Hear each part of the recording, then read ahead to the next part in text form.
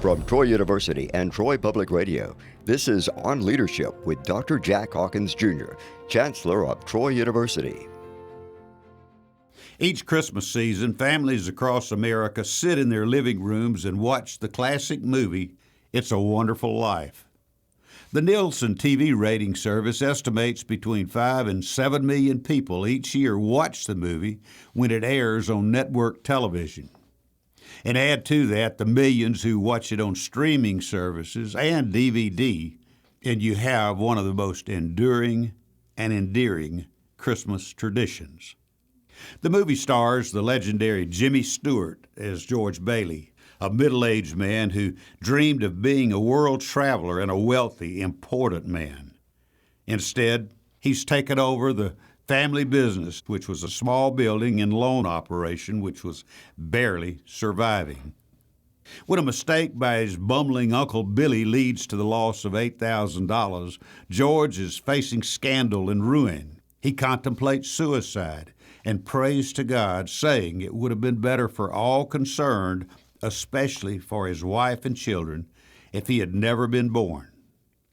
God grants George his wish by sending an eccentric angel named Clarence to show George what his hometown would have been like had he never lived.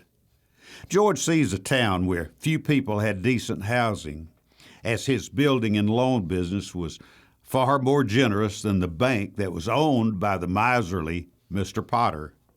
George sees family and friends he had saved from horrible fate suffer because he was not there to help them.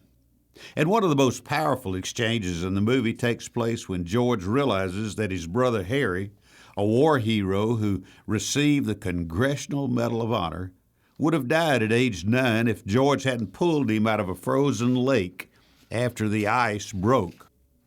Clarence tells George, every man on the transport died.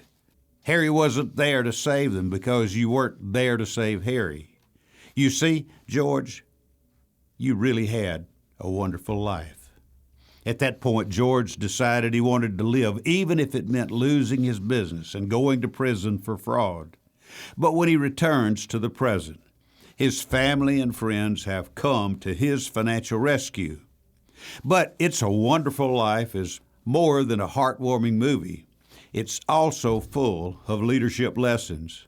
Here are 4 lessons for you to consider. 1. Leaders take responsibility. George was willing to face the consequences of another's mistake because he was in charge. 2. Leaders find their purpose. George eventually learned that his role was to make his small corner of the world a better place, and he embraced that mission. 3. Leaders adopt an attitude of gratitude.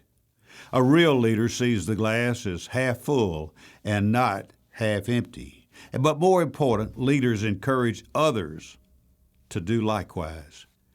And 4, character counts, especially when things don't go your way. George Bailey's life was lived with integrity and compassion, and even though he didn't achieve his great dreams, he still worked hard to provide for his family and to serve others with grace. During this holiday season, when you gather with your family to watch this classic tale, remember to adopt these leadership lessons as part of your own personal leadership style. Merry Christmas. You've been listening to On Leadership with Dr. Jack Hawkins Jr., Chancellor of Troy University. On Leadership is available wherever you get your podcast.